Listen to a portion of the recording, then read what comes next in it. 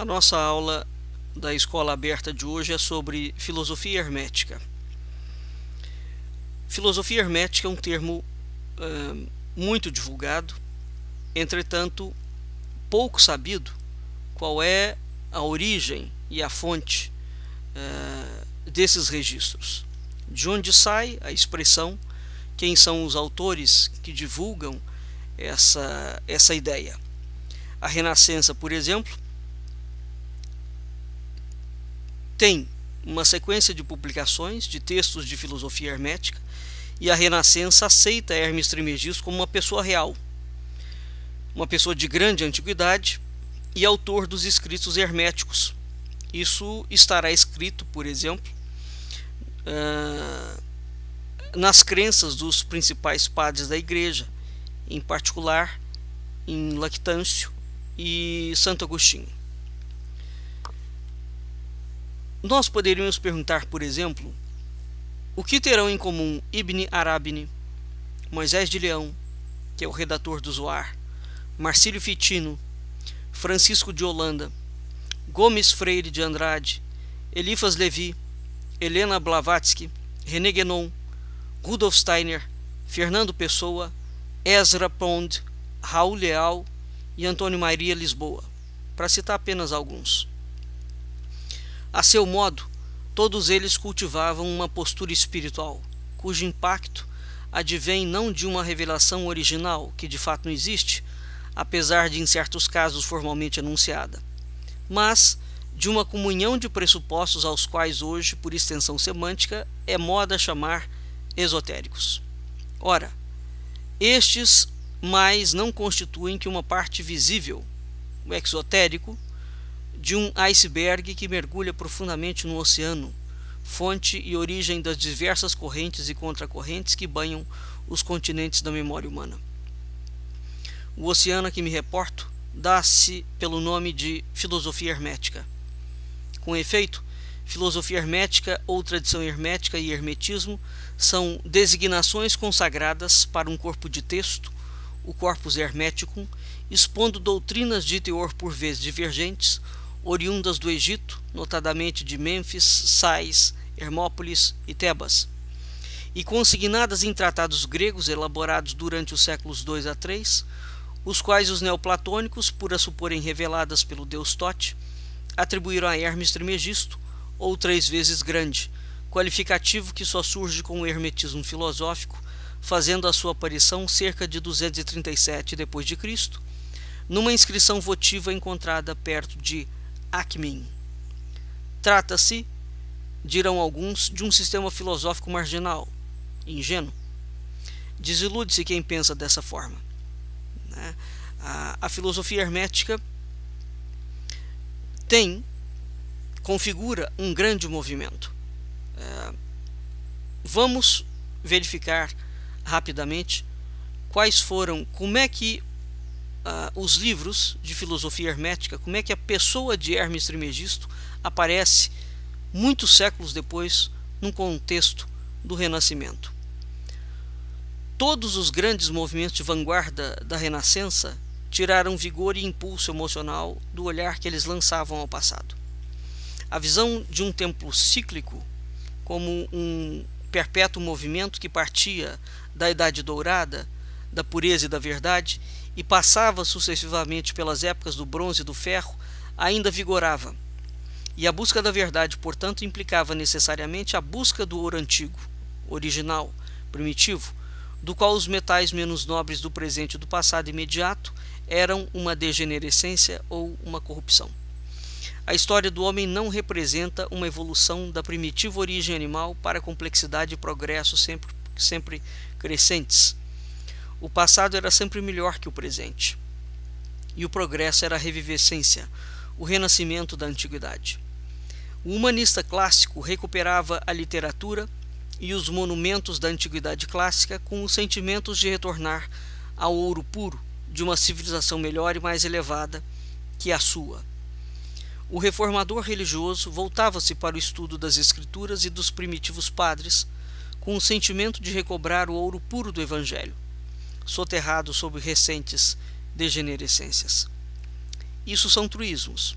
e é igualmente óbvio que ambos os movimentos de retorno não se enganavam quanto à data do mais antigo e melhor período para o qual se voltavam.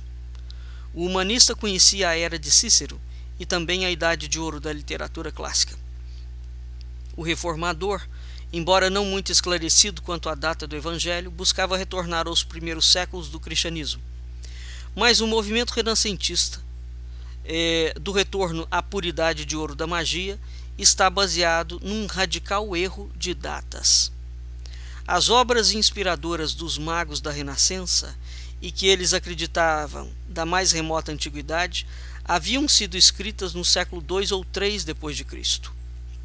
O que eles aprendiam não era a sabedoria egípcia, um pouco posterior à dos patriarcas e profetas hebreus, e muito anterior a Platão e aos demais filósofos da antiguidade grega, dos quais todos, segundo a crença dos magos da Renascença, haviam bebido da fonte sagrada.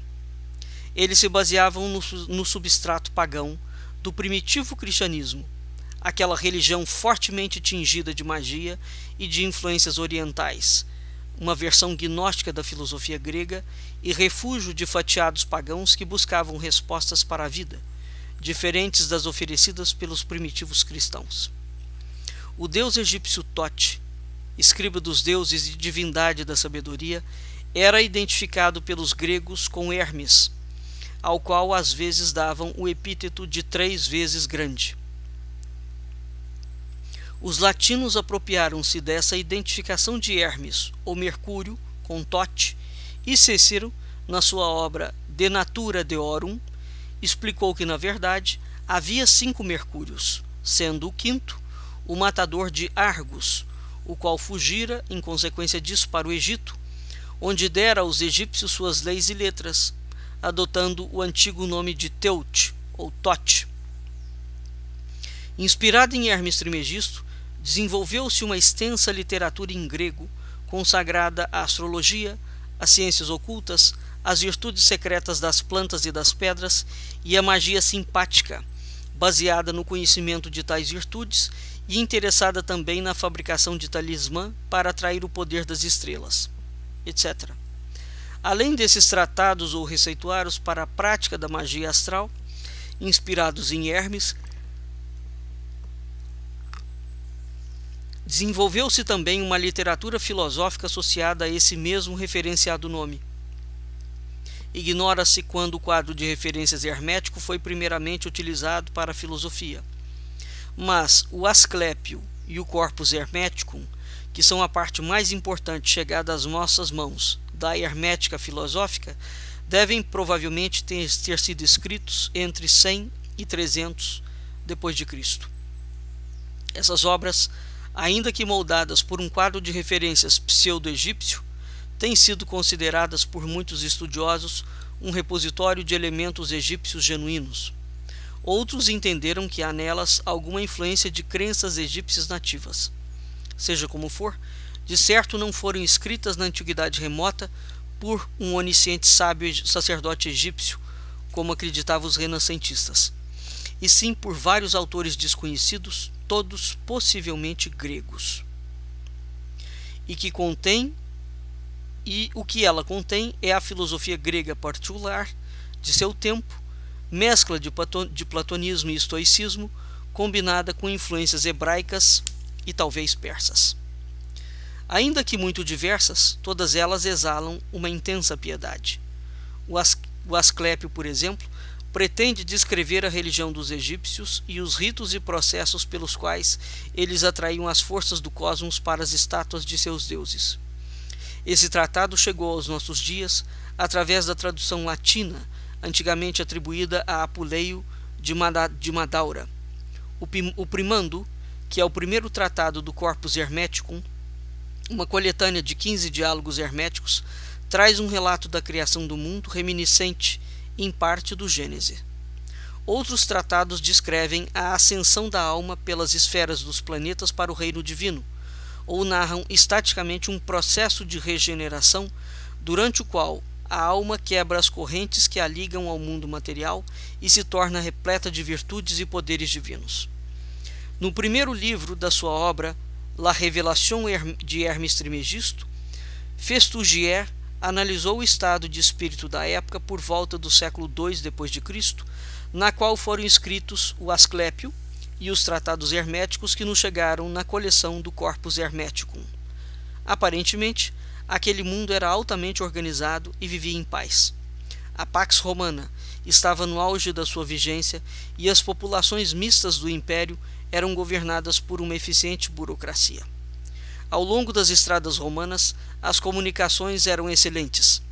As classes instruídas haviam absorvido a cultura greco-romana baseada nas 7 ciências humanas, o trivium e o quadrivium. As condições mentais e espirituais deste mundo, porém, eram estranhas. O poderoso esforço intelectual da filosofia grega exaurira-se, paralisara-se, atingira um limite, talvez porque o pensamento grego jamais tivesse adotado a verificação experimental de suas hipóteses, passo que só seria dado 15 séculos depois, mais tarde, com o surgimento do moderno pensamento científico no século XVIII, XVII. O mundo do século II estava farto da dialética grega, que não parecia levar a qualquer resultado seguro. Platônicos, estoicos e epicuristas apenas repetiam as teorias de suas várias escolas, sem fazer avanço nenhum, e as doutrinas haviam se reduzido ao conteúdo dos livros de textos, manuais que formavam a base da instrução filosófica do império. No que diz respeito à sua origem grega, a filosofia dos escritores herméticos é estereotipada, com suas tinturas de platonismo e de neoplatonismo, de estoicismo e de outras escolas do pensamento grego. Esse mundo do século II, todavia, buscava intensamente o conhecimento da realidade e uma resposta aos problemas que não encontrava na educação normal. Voltou-se, pois, para outros modos de buscar respostas, para os modos intuitivos, místicos e mágicos. Uma vez que a razão aparentemente falhara, buscou cultivar o nous, a faculdade intuitiva do homem. A filosofia seria utilizada não como um exercício dialético, mas como um modo de alcançar o conhecimento intuitivo das coisas divinas e do significado do mundo, como gnose, em resumo, pelo qual se estaria preparando o discípulo para o ascetismo e para um modo de vida religioso. Os tratados herméticos, que não raro tomam a forma de diálogos entre mestre e discípulo, costumam culminar numa espécie de êxtase, no qual o adepto se exalta por ter recebido a iluminação e desata a cantar hinos de louvor. Aparentemente, ele alcançaria a iluminação por meio da contemplação do mundo ou do cosmos, tal como referido em seu próprio nous ou mens, que separa para o discípulo o próprio significado divino, concedendo-lhe a mestria espiritual sobre este, tal como na familiar revelação gnóstica ou a experiência da ascensão da alma pelas esferas dos planetas, a fim de emergir no divino. Eis como essa religião do mundo, subjacente em grande parte ao pensamento grego, especialmente no platonismo e no estoicismo, torna-se, no hermetismo, geralmente uma religião sem culto, nem templos, nem liturgia, seguida apenas mentalmente, uma filosofia religiosa ou uma religião filosófica que contém uma gnose. Os homens do século II estavam completamente imbuídos da ideia, e que a Renascença absorveu deles, de que o antigo é puro e santo, e de que os primeiros pensadores viviam mais perto dos deuses do que os diligentes racionalistas, seus sucessores. De onde a forte revivescência pitagórica nessa época. Prevalecia igualmente a impressão de que o remoto e o incomensuravelmente distantes eram mais sagrados. Daí seu culto pelos bárbaros, os gimonosofistas indianos, os magos persas, os astrólogos caldeus, cuja abordagem do conhecimento sentiam mais como religiosa que a dos gregos. No cadinho que era o Império Romano, no qual todas as religiões eram toleradas, havia ampla oportunidade de travar conhecimento com os cultos orientais. Acima dos demais, os egípcios eram muito reverenciados nesse século. Os templos egípcios funcionavam ainda, e os devotos que buscavam a verdadeira religião e a revelação no mundo greco-romano faziam peregrinações a algum templo egípcio remotamente situado, passando a noite nas vizinhanças dele, à espera de alguma visão dos mistérios divinos que lhe surgisse em sonhos. a crença de que o Egito era o sítio de origem de todo conhecimento, de que os filósofos gregos o haviam visitado e conversado com os sacerdotes do país, estava presente de longa data no modo de sentir do século II. E a antiga e misteriosa religião egípcia, os supostamente profundos conhecimentos de seus sacerdotes, seu ascético modo de vida e a magia religiosa, que conjeturava-se, realizavam nas câmaras subterrâneas dos templos, tudo isso oferecia extraordinárias atrações. Essa disposição pró-egípcia do mundo greco-romano é que se reflete no Asclépio hermético, na sua estranha descrição da magia, graças à qual os sacerdotes egípcios animavam as estátuas dos deuses, e na comovente profecia segundo a qual a antiquíssima religião egípcia estava destinada a desaparecer. Nesse momento, diz o suposto sacerdote egípcio Hermes Trismegisto ao seu discípulo Asclépio, neste momento, cansados da vida, os homens não mais considerarão o mundo como um objeto digno de admiração e reverência. Esse todo, que tão boa coisa é, a melhor que pode haver no passado, no presente e no futuro, estará em perigo de perecer. Os homens o estimarão um fardo, e daí em diante o universo inteiro há de ser desprezado. Essa incomparável obra de Deus, essa construção gloriosa, essa criação que é toda boa e feita com infinitas diversidades de forma, esse instrumento de Deus, que sem inveja prodigaliza favores da sua obra, na qual se reúne num todo, em harmônica diversidade, tudo o que existe digno de ser revelado, louvado e amado. Assim, o Egito e sua religião mágica identificam-se com a religião hermética do mundo. Nós podemos compreender agora de que modo o conteúdo dos escritos herméticos favoreceu a ilusão dos magos da Renascença de neles possuir um precioso e misterioso relato do mais antigo saber da filosofia e da magia do Velho Egito. Hermes Trismegisto, nome místico, associado a certos gnósticos e a certas revelações filosóficas, ou ainda a tratados e receitas mágicas, era, para a Renascença, uma pessoa real, um sacerdote egípcio que vivera numa antiguidade remota e que escrevera de próprio punho todas aquelas obras. Os relatos de filosofia grega que o mago da Renascença encontrava nesses escritos provinham do ensino filosófico comum, um tanto degradado, durante os primeiros séculos da nossa era, mas que ainda assim confirmava o leitor renascentista na sua crença de que havia ali uma fonte de prístino saber, da qual Platão e os gregos haviam extraído o melhor do que sabiam. Esse formidável erro histórico teria resultados surpreendentes.